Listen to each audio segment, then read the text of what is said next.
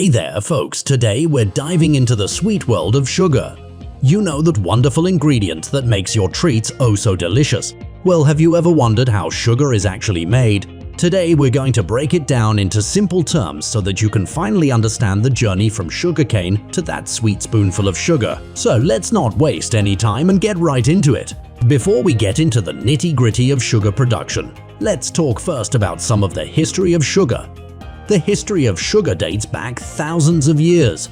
Sugarcane, the primary source of sugar, was first cultivated in Southeast Asia. The knowledge of sugar cultivation and processing spread to India, where refined sugar was produced around 500 BCA. Arab traders introduced sugar to the Middle East, and it eventually reached Europe during the Middle Ages through trade routes.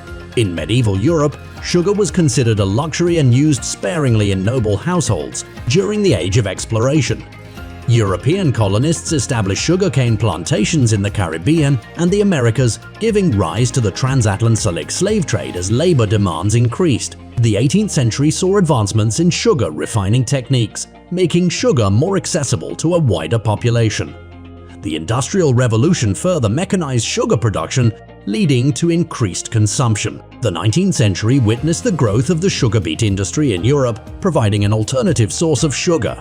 This period also marked efforts to abolish slavery on sugarcane plantations.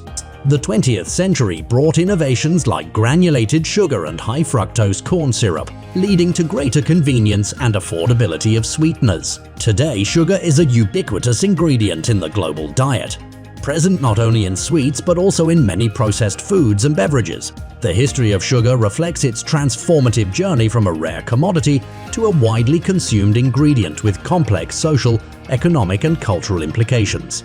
Let's talk about where sugar comes from. There are two primary sources, sugarcane and sugar beets.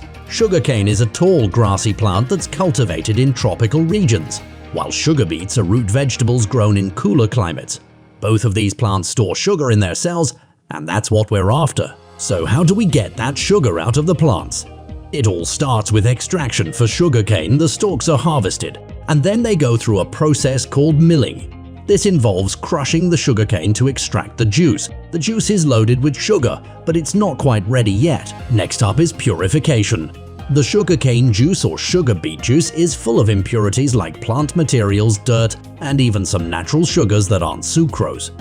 To separate the sucrose from all this, the juice goes through a process of clarification. This involves heating the juice, adding lime to neutralize acidity, and then allowing the impurities to settle out. Now that we have a clearer juice, it's time to concentrate the sugar. The juice is heated to evaporate the excess water, leaving behind a syrupy substance rich in sucrose.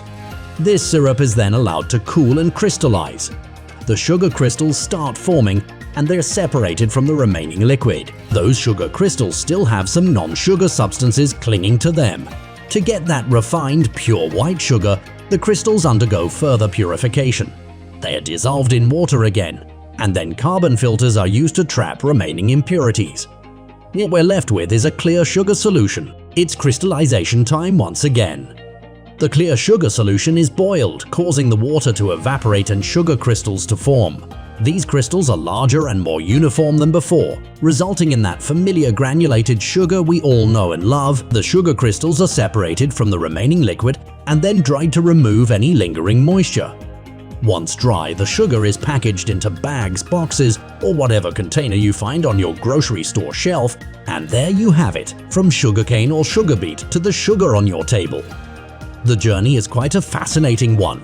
The sugar goes through a series of processes to ensure it's pure, refined, and ready to sweeten your day. But wait, there's more to the sugar-making process than just the sweet stuff. During various stages of sugar production, byproducts are generated. For instance, the leftover plant materials from sugarcane, known as bagasse, can be used to generate bioenergy, produce paper, or even as animal feed. Additionally, molasses is a byproduct of sugar refining and is often used in the production of various foods, including rum and animal feed. This focus on utilizing byproducts promotes a more sustainable approach to sugar production. Sugar isn't just one single type. There are various forms you may have encountered, such as granulated sugar, powdered sugar, brown sugar, and more. These different types of sugar are usually created by altering the refining and processing steps. For example, brown sugar retains some of the molasses from the refining process, giving it its distinct flavor and color. As with many industries, technology has played a significant role in transforming sugar production. Modern equipment and techniques have streamlined the processes, making sugar production more efficient and less resource-intensive. Automation, advanced filtration methods, and computerized controls have all contributed to higher quality sugar with reduced environmental impact. In recent years, there's been growing interest in alternatives to traditional sugar due to health concerns and dietary preferences. Organic sugars are produced without synthetic chemicals, while alternative sweeteners like stevia, monk fruit, and agave offer sweetness with fewer calories. These alternatives often undergo different processing methods, and understanding how they're made can provide insights into their benefits and limitations. The sugar industry isn't limited to one country or region. It's a global endeavor. Countries like Brazil, India, China, and Thailand are major players in sugarcane production, while the European Union and the United States are prominent sugar beet producers. The global nature of the industry means that changes in weather, economic conditions, and government policies in one part of the world can affect sugar prices and availability everywhere. Sugar isn't just about making our food taste better. It's deeply ingrained in our culture and history. From celebratory cakes to comfort food desserts, sugar-laden treats have become staples in many societies. However, it's important to strike a balance between indulging in these delights and maintaining a healthy lifestyle. Let's get a bit technical for a moment. The sweetness of sugar comes from its molecular structure. Sucrose, the main sugar found in sugarcane and sugar beets, is composed of glucose and fructose molecules linked together. When you eat sugar, enzymes in your body break these molecules apart, releasing the sweet taste we all love. Right, let's recap our journey through the sugar-making process. We started with sugarcane or sugar beets, extracting their sweet juices. We purified, concentrated, and crystallized those juices to create sugar crystals. Through refining and additional crystallization, we obtained the granulated sugar that's commonly used. And after drying and packaging, the sugar is ready for consumption. Before we conclude, it's important to touch on the topic of sugar and health.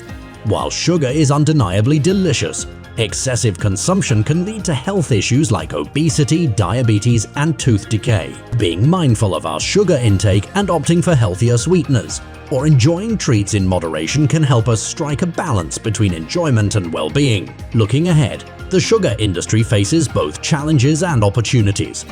Sustainable and eco-friendly practices are gaining momentum, with efforts to reduce water usage, minimize waste, and explore alternative energy sources. Additionally, advancements in biotechnology could lead to more efficient sugar production processes and even the development of new sweeteners. By embracing innovation, the future of sugar production could become more sustainable and adaptable. And there you have it, the sweet journey from sugarcane and sugar beets to the sugar on your table. This seemingly simple ingredient undergoes a complex process to become the beloved sweetener we use daily. By understanding how sugar is made, we gain a greater appreciation for the science and innovation behind our everyday pleasures. If you found this video insightful, don't forget to give it a thumbs up and share it with your fellow curious minds. And of course, if you haven't already, subscribe to our channel for more engaging explorations of the world around us. Until next time, keep seeking knowledge and savoring the sweetness of life